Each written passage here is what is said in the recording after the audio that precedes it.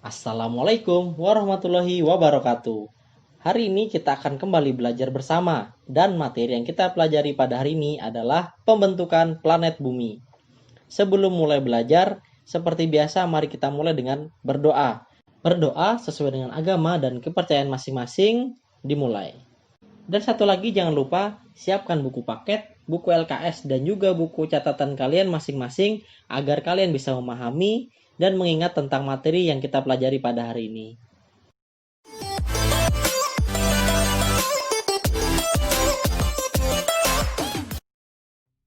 Sekarang kita akan mulai belajar tentang pembentukan planet bumi. Sebenarnya bumi ini hanyalah sebuah titik kecil di luar angkasa. Bumi terus bergerak dan berputar pada porosnya, lalu mengelilingi matahari sebagai pusatnya. Kita tinggal di planet bumi. Namun apakah kalian tahu berapa umur dari bumi? Menurut para ahli, umur bumi diperkirakan sepertiga umur dari alam semesta. Selama rentang waktu mulai awal pembentukan bumi hingga kini telah terjadi sejumlah perubahan biologis dan geologis besar terhadap bumi. Planet bumi diperkirakan mulai terbentuk pada kurun Hayden menurut tahun geologi atau sekitar 4,5 miliar tahun yang lalu. Menurut para pakar, matahari, bumi, dan planet-planet terbentuk dari awan gas dan debu. Gambar yang sekarang kalian lihat adalah sebuah ilustrasi tentang pembentukan planet bumi. Jadi, diperkirakan pada awalnya materi awan dan gas debu berputar di angkasa. Materi tersebut mulai menyusut dan membentuk matahari. Selanjutnya, matahari berputar dengan cepat dan melepaskan materi debu. Materi memadat dan membentuk bumi serta planet-planet lainnya. Planet bumi awalnya berwujud bola panas dan berpijar. Lalu, gas hidrogen dan helium menguap dan membentuk atmosfer primitif. Selanjutnya, atmosfer mendinginkan bagian luar dan membentuk kerak bumi. Tapi bagian tengah bumi masih sangat panas hingga saat ini. Sebenarnya, bentuk dari muka bumi terus berubah seiring dengan berjalannya waktu. Bahkan sampai saat ini, para pakar berusaha mengungkapkan proses perubahan bumi pada masa lalu hingga sekarang. Mereka juga memprediksi masa mendatang dengan mengemukakan teori. Beberapa teori pembentukan planet bumi adalah sebagai berikut. Teori yang pertama adalah teori kontraksi atau contraction theory. Teori kontraksi ini dikemukakan oleh Rene Descartes pada tahun 1596 hingga tahun 1650. Menurut Descartes, bumi makin lama makin menyusut dan mengkerut karena pendinginan. Proses pendinginan ini membentuk relief di permukaan bumi seperti gunung, lembah, dan juga daratan.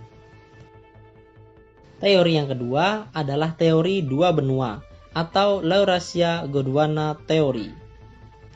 Teori dua benua sering disebut sebagai Laurasia dan Gondwana. Teori ini dikemukakan oleh Edward Joyce pada tahun 1884. Menurut beliau, bumi pada awalnya terdiri atas dua benua yang sangat besar, yaitu Laurasia di sekitar kutub utara dan Gondwana di sekitar kutub selatan. Selanjutnya, dua benua tersebut bergerak perlahan ke arah ekuator dan terpecah menjadi benua-benua kecil. Laurasia terpecah menjadi daratan Eropa, Asia, Amerika Utara, dan Greenland. Gondwana terpecah membentuk Amerika Selatan, India, Australia, Afrika, dan Antartika. Teori yang ketiga, teori apungan benua atau Continental Drift Theory. Teori apungan benua dikemukakan oleh Alfred Wegener pada tahun 1912. Beliau berpendapat bahwa awalnya di bumi hanya ada satu superbenua, yaitu Pangea, dan satu lautan luas, yaitu lautan Tethys. Pangea kemudian terpecah menjadi beberapa benua. Teori ini menyebutkan rotasi bumi sebagai sentrifugal mempengaruhi gerakan benua-benua. Hasil pecahan Pangea ke arah barat dan menuju ekuator. Dan teori ini dibuktikan dengan adanya persamaan bentuk garis pantai timur benua Amerika Selatan dengan pantai barat benua Afrika. Teori yang keempat, teori konveksi atau convection theory. Teori konveksi ini dikemukakan oleh seorang ahli bernama Arthur Holmes dan Harry H. Hedges. Kemudian dikembangkan oleh Robert Dietz. Mereka menyatakan di dalam bumi yang sangat panas terjadi arus konveksi ke arah kulit bumi. Saat arus konveksi membawa materi lava sampai ke permukaan bumi, lava tersebut membeku dan membentuk lapisan kulit yang baru. Lapisan baru tersebut menggeser dan menggantikan kulit bumi yang lebih tua.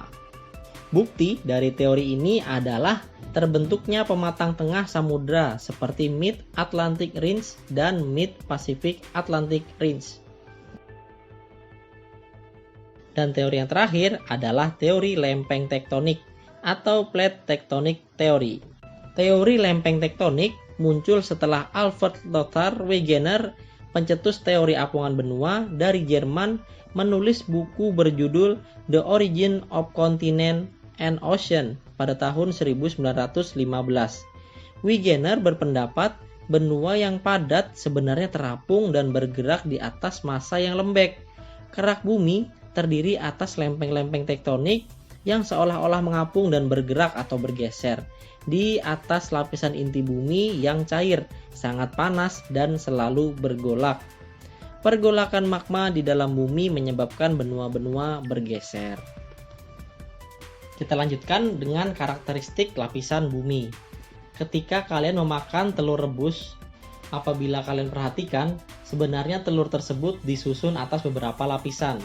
Lapisan yang pertama adalah lapisan kulit, jadi bagian luar dari telur tersebut.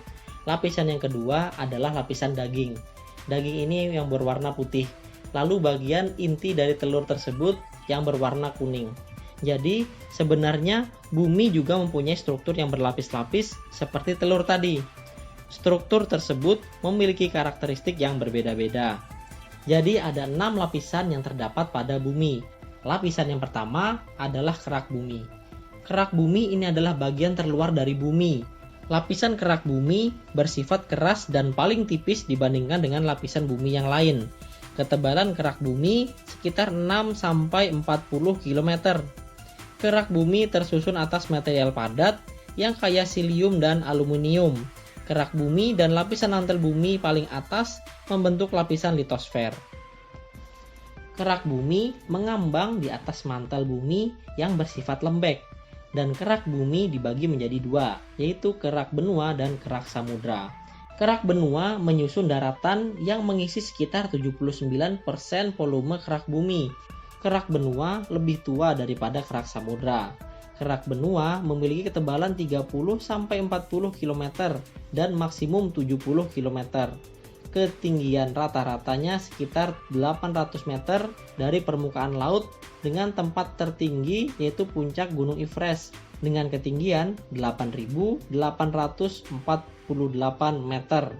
Selanjutnya kerak samudra. Kerak samudra mempunyai ketebalan sekitar 6-11 km.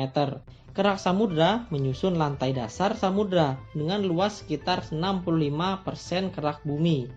Kedalaman kerak samudra rata-rata adalah 4.000 meter di bawah permukaan laut dengan tempat yang terdalam yaitu Palung Mariana yang memiliki kedalaman 10.916 meter. Lalu lapisan yang kedua adalah mantel atau selubung bumi. Lapisan mantel bumi berada sekitar 10 km di bawah kerak samudra atau 30 km di bawah kerak benua. Lapisan mantel memiliki ketebalan sekitar 2.900 km dan mencakup 80% total isi bumi. Lapisan mantel bumi juga dibagi menjadi 2, yaitu mantel luar dan mantel dalam. Mantel luar lebih tipis dibandingkan dengan mantel dalam.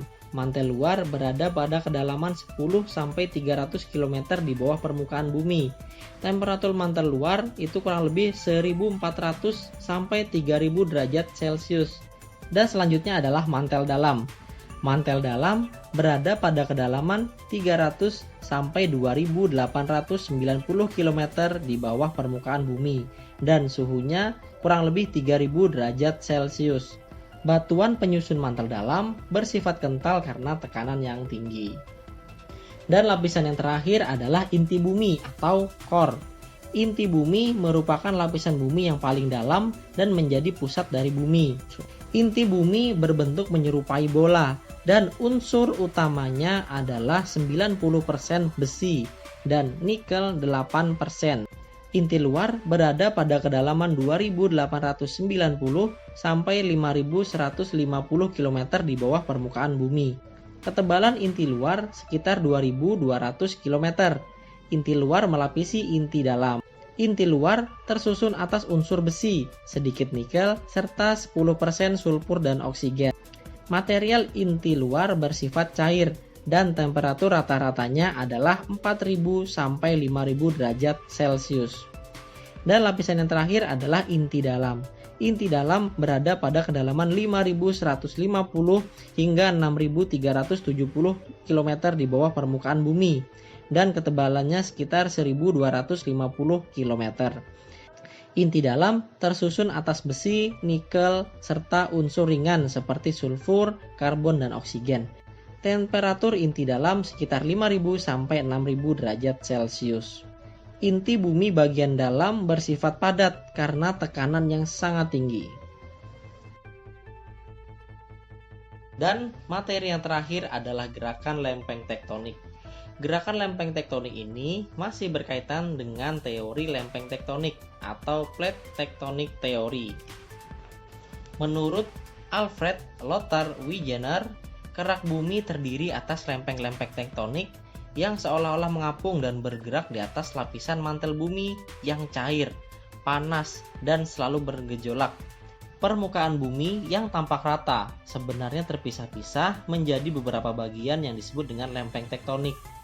Sesuai dengan teori lempeng tektonik, kulit bumi terdiri atas lempeng-lempeng tektonik yang seolah-olah mengapung dan bergerak di atas lapisan mantel bumi yang bersifat cair. Pergerakan lempeng tektonik atau plate movement dibedakan menjadi gerakan divergen, konvergen, dan sesar mendatar. Kita bahas yang pertama dulu, gerakan divergen. Jadi gerakan divergen ini adalah merupakan gerakan lempeng tektonik yang saling menjauh. Retakan-retakan yang terbentuk akibat gerakan divergen menjadi jalan keluar magma.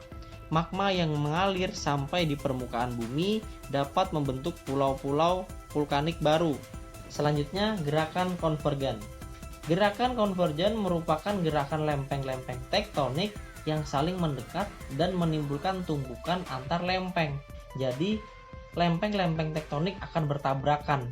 Jika lempeng samudra menabrak lempeng benua, maka sisi dari lempeng samudra yang lebih tipis, seperti yang sudah saya sampaikan di awal tadi, kerak samudra itu lebih tipis daripada kerak benua, maka sisi dari lempeng samudra yang lebih tipis akan melengkung atau melipat dan masuk ke bagian bawah dari lempeng benua.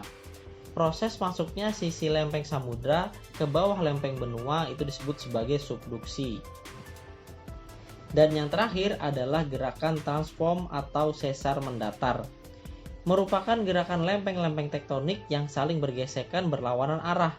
Contoh gerakan sesar mendatar adalah gesekan antara lempeng Samudra Pasifik dengan lempeng daratan Amerika Utara yang membentuk sesar San Andreas.